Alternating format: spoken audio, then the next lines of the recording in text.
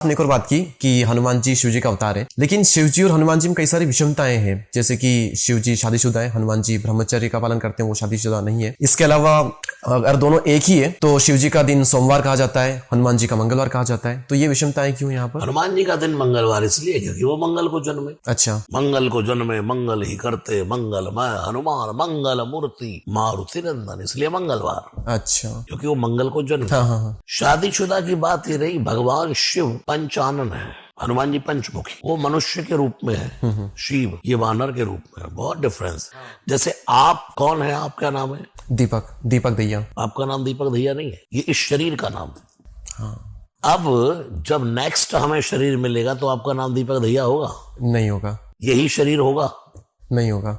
लेकिन क्या आप वही नहीं है जो अभी है? वही नहीं रहेंगे? आत्मा तो वही है। आप तो वही रहेंगे, हाँ। लेकिन ये दाढ़ी मूछ ये वो सब कुछ बदल जाएगा जी। ऐसे ही शिव जब रूप चेंज करके आए तो बंदर के आकार में आए, क्योंकि इसके पीछे भी कारण है, कथा है, उसमें नहीं जाऊंगा मैं, क्यों भगवान बंदर बने। पंचमुखी पंचानन है, सदा राम जपते हैं शिव, हनुमान जी राम जपते। ऐसे ही आप अगले जन्म में भी जाकर के आत्मा सो परमात्मा काम कुछ ऐसे ही करेंगे जो मिलते जुलते होंगे, लेकिन शरीर भैंस बदल जाएगा। गाड़ी वही है, बैठना वैसे ही है, पहुंचना वही है, मॉडल बदल गए, कोई मर्सिडीज हो गई, कोई वैगनार हो गई, कोई सेंट्रो हो गई, कोई BMW जी।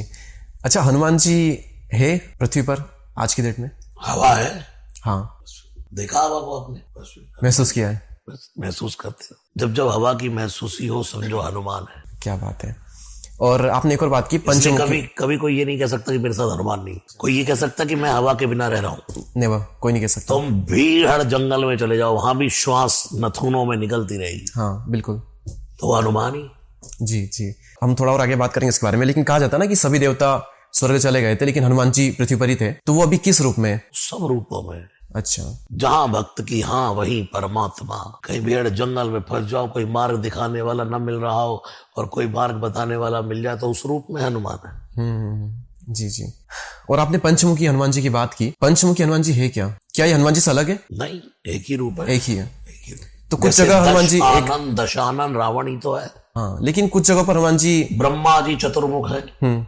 लेकिन उनका तो हर जगह चतुर्मुखी दिखता है ना हमें। हनुमान जी कई जगह पर पंचमुखी है, कई जगह पर। देखिए, जैसे रावण है, इसका 10 सिरता है, 20 भुजदंडा, 10 सिर है, 20 भुजाएं हैं, लेकिन हर जगह रावण आपने देखा कहीं दशानन दिखाई दिया? वो सिर्फ दशहरे में, दशहरे उसमें भी कुछ जगह पर डायरेक्ट बनाते हैं। इसके पीछे कारण है कि 6 वेद, 4 वेद 6 शास्त्र जिसकी खोपड़ी में बसे, वही दशानन है। यानी कि ये उसके रावण के सिर हैं। पंचमुखी का अर्थ सिर्फ इतना ही है, एक बाराह, एक गरुड़, एक हयग्रीव, एक नरसिंह, एक बंदर, ये 5 मुख हनुमान जी। जैसे भगवान विष्णु ने जब विराट रूप दिखाया अर्जुन को, कितने मुख कितनी भुजाएं, इसलिए भगवान कर्तुम अकर्तुम अन्यथा अकर्तुम है। उन पर कभी संशय कभी भेद ये नहीं किया कि ये कैसे हो सकता है। भाई तुम जीव हो इसलिए तुम नहीं कर सकते, वो शिव है, वो सब कर सकता है। वो तो हमारे जैसे निकृष्ट को एक मनुष्य बनाकर भेज देता, फिर कुत्ते की योनि में, फिर बिल्ली की योनि में, कैसे हो रहा है? सब कुछ समझ में आ जाए तो इंसान ही तो भगवान बन जाए।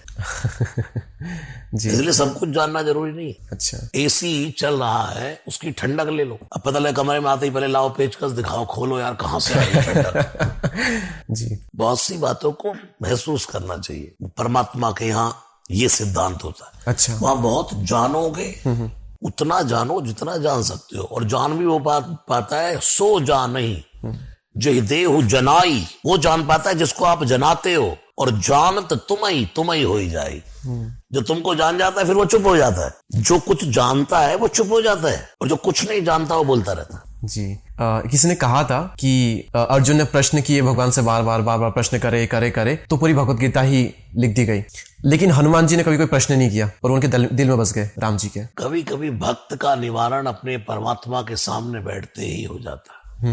भगवान बुद्ध जब बोलते थे तो 1 घंटे का सत्र होता था, सत्संग, भिक्षु बैठे होते थे। लेकिन कभी कभी भगवान बुद्ध आकर के बैठते तो उस वृक्ष के नीचे बैठ जाते। भिक्षु सोचते अब बोलेंगे, अब बोलेंगे, अब बोलेंगे। 1 घंटा बीत जाता, ना बुद्ध बोलते ना भिक्षु बोलते। 1 अश्रु बुद्ध की आंख से बह जाता, 2 अश्रु सुनने वालों की आंख से बह जाते, और बिना बोले ही मौन सत्संग हो जाता। क्या बात है। मैं कहता हूँ आपके गुरु की मूर्त के सामने आप जाकर बैठ जाए तो ज्यादा प्रश्न न करें, भीतर से ही आंसर मिलने शुरू हो जाता है। क्या बात है। दोस्तों डीप कास्ट की अगर ये क्लिप आपको इन्फॉर्मेटिव लगी हो तो आप हमारी इस मेहनत को बिल्कुल फ्री में सपोर्ट कर सकते हो, सिर्फ और सिर्फ सब्सक्राइब बटन पे क्लिक करके। तो मिलते हैं नेक्स्ट क्लिप में। Thank you so much.